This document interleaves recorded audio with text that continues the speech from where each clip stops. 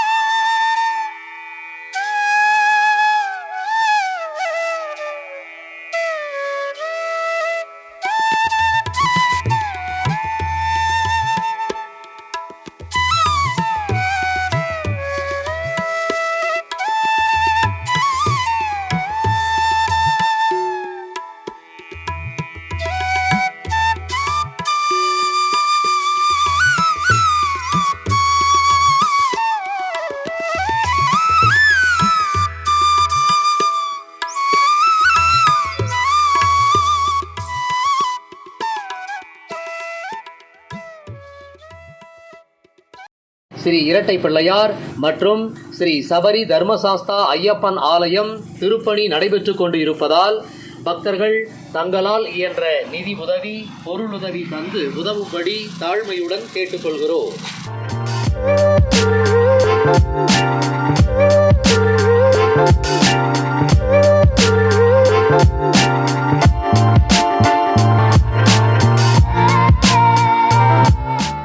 ஸ்ரீ இரட்டை பிள்ளையார் ஸ்ரீ சபரி தர்மசாஸ்தா கோயில் திருப்பணிக்காக திருவண்ணாமலை கிரிவல பாதையில் பலர் மனதார நன்கொடை அளித்தனர்.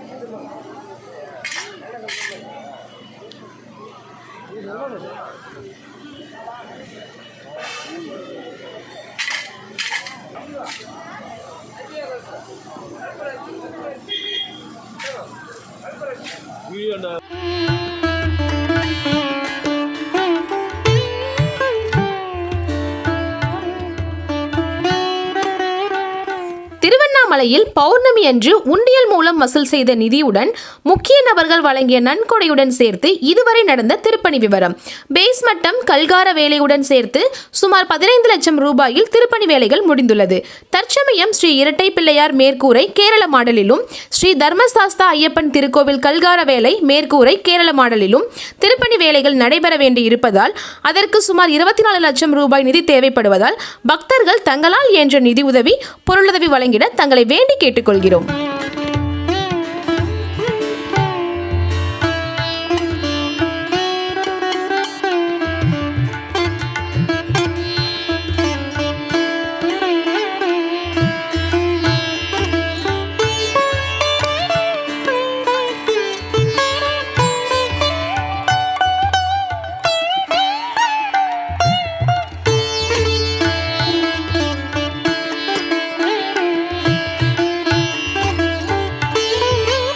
ஐயப்ப பக்தர்கள் முயற்சியாளர் ஸ்ரீ இரட்டை பிள்ளையார் ஸ்ரீ சபரி தர்மசாஸ்தா சேவா அறக்கட்டளை தொடங்கி பதிவு செஞ்சு மோகனூர் ராசிபாலத்தில் இருக்கக்கூடிய இந்தியன் வங்கியில அக்கௌண்ட் ஓபன் பண்ணி மேற்படி திருப்பணி வேலைகள் எல்லாமே நடந்துட்டு இருக்கு. இந்த வீடியோ பார்த்துட்டு திருப்பணிக்கு நன்கொடை அளிக்க விருப்பம் உள்ளவர்கள் ஸ்கிரீன்ல தெரியக்கூடிய account number plus QR code scan பண்ணி நீங்க அமௌண்ட் சென்ட் பண்ணலாம். அது மட்டும் இல்லாம போன்பே இருக்கு 9677563245 அப்படிங்கிற நம்பருக்கு போன்பே பண்ணலாம். பொதுமக்கள் மேற்படி திருப்பணிக்கு தங்களால் என்ற பொருளுதவி, நிதியுதவி செய்து ஸ்ரீ இரட்டை பிள்ளையாரின் ஆசீர்வாதத்தையும் ஸ்ரீ சபரி தர்மசாஸ்தா ஐயப்பனுடைய அருளையும் பெறுமாறு அன்புடன் கேட்டுக்கொள்கிறோம்.